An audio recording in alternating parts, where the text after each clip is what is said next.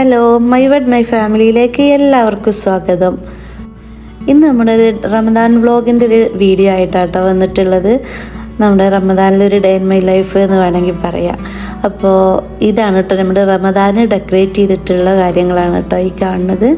ഇത് നമ്മുടെ റമദാൻ 1 തുടങ്ങിയിട്ടുണ്ട് കേട്ടോ. നമ്മുടെ ഫസ്റ്റ് നോമ്പിന് നമ്മളിതിങ്ങനെ ഡെക്കറേറ്റ് ചെയ്ത് വെച്ചിട്ടുണ്ട്. റമദാനിൽ ഇപ്പോൾ നമ്മുടെ റൊട്ടീനാകെ മാറിയിട്ടുണ്ട് കേട്ടോ. ഇപ്പോൾ നമ്മുടെ പകലുണ്ടായിരുന്നത് എങ്ങനെയാണോ അങ്ങനെയാണ് ഇപ്പോൾ രാത്രി ഉള്ളത് എങ്ങനെയാണോ അതുപോലെയാണ് ഇപ്പോൾ പകലുള്ള അവസ്ഥ കേട്ടോ.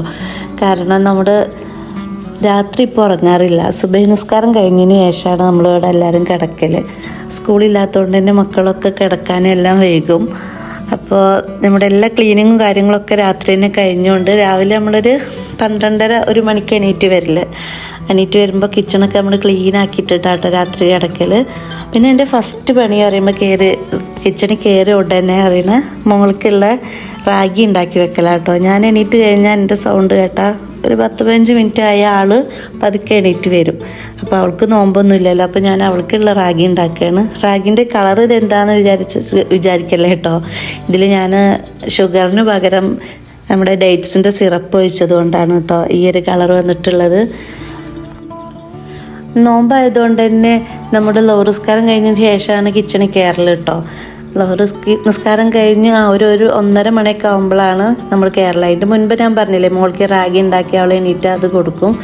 പിന്നെ നമുക്ക് ക്ലീനിങ് ഒന്നും ഉണ്ടാവില്ല കേട്ടോ. ഒക്കെ നമ്മൾ രാത്രി തന്നെ എല്ലാം ക്ലീൻ ചെയ്ത് വെക്കും. ക്ലീനിങ്ങിൻ്റെ പരിപാടി എൻ്റെ 2 മക്കൾക്കാട്ടോ. എൻ്റെ ചെറിയ മോൾ അവളുടെ ടോയ്സ് എല്ലാം പെറുക്കി വെക്കും. പിന്നെ ബാക്കി 2 പേരാണ് വീട് നല്ലപോലെ ക്ലീൻ ആക്കുക. എൻ്റെ ഡ്യൂട്ടി കിച്ചണ്. അങ്ങനെ നമ്മൾ ഓരോരുത്തർക്കും ഓരോ ഡ്യൂട്ടി ഏൽപ്പിച്ചിട്ടുണ്ട്. അപ്പോൾ അങ്ങനെയാണ് കേട്ടോ.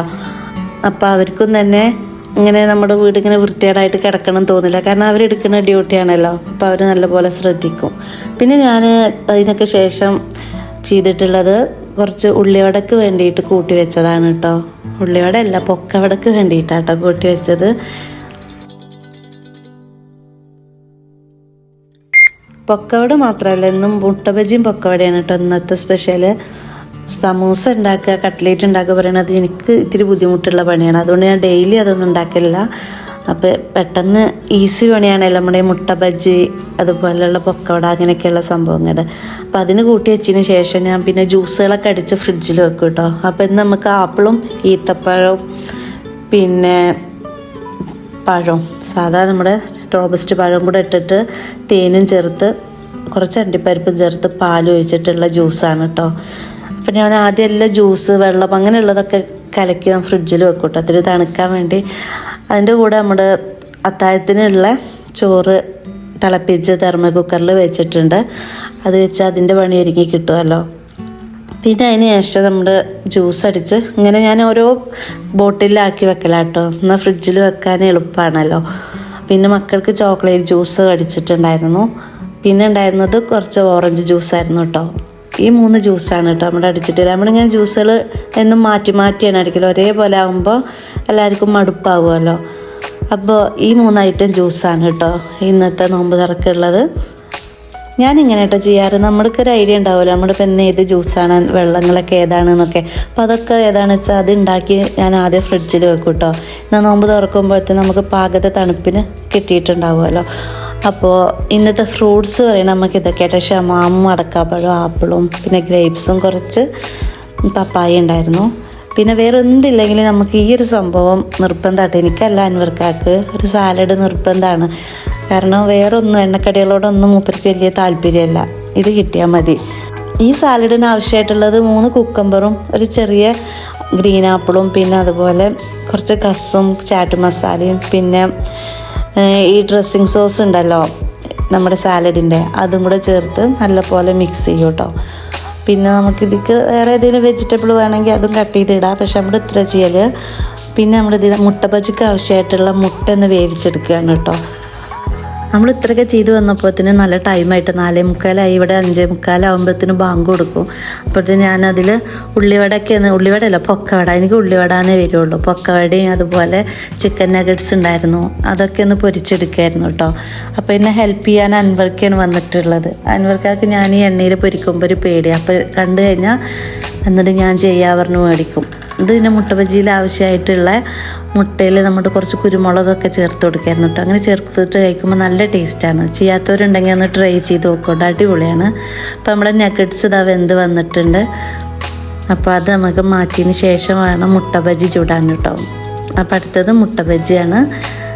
അപ്പോൾ ഇതിൻ്റെയൊക്കെ മാവ് ഇതെല്ലാം കൂട്ടി വെച്ചത് ഞാനാണ്. അൻവർക്കാണ് കേട്ടോ ഇത് ചുട്ട് തന്നത്. ആൾക്ക് ഇങ്ങനത്തെ ഡ്യൂട്ടികളൊക്കെ ഏറ്റെടുക്കുന്നത് ഭയങ്കര ഇഷ്ടമാണ്.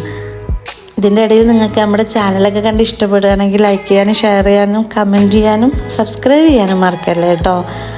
ഇഷ്ടപ്പെട്ട നിങ്ങൾക്ക് എന്തെങ്കിലും അഭിപ്രായങ്ങളൊക്കെ ഉണ്ടെങ്കിൽ കമൻറ്റ് ചെയ്യാൻ തീർച്ചയായിട്ടും മടിക്കരുത് കേട്ടോ. അങ്ങനെ നമ്മുടെ കടികളൊക്കെ റെഡി ആയിട്ടോ. അപ്പോൾ ഇതാ മുട്ട ബജി, അതുപോലെ ചിക്കൻ നഗറ്റ്സ്, പിന്നെ പൊക്കവട, പിന്നെ അതിലേക്ക് 2 സോസുകളുണ്ട്, ചില്ലി സോസും കെച്ചപ്പ് സോസും കൂടെ എടുത്ത് വെച്ചിട്ടുണ്ട് കേട്ടോ. അപ്പോൾ ഇനി നമ്മൾ നോമ്പ് തുറക്കാനുള്ള സംഭവങ്ങളൊക്കെ സെറ്റാക്കി വെച്ചിട്ടുണ്ട്. അപ്പോൾ ബാങ്ക് കൊടുക്കാൻ ഇനി അധികം ടൈമൊന്നും ഇല്ല കേട്ടോ. അപ്പോൾ ബാങ്ക് കൊടുക്കുന്നതിൻ്റെ ഒരു 2-3 മിനിറ്റിന് മുന്നേ നമ്മൾ ഈ വീഡിയോ എടുത്തത്. പെട്ടെന്ന് ബാങ്ക് കൊടുത്തു.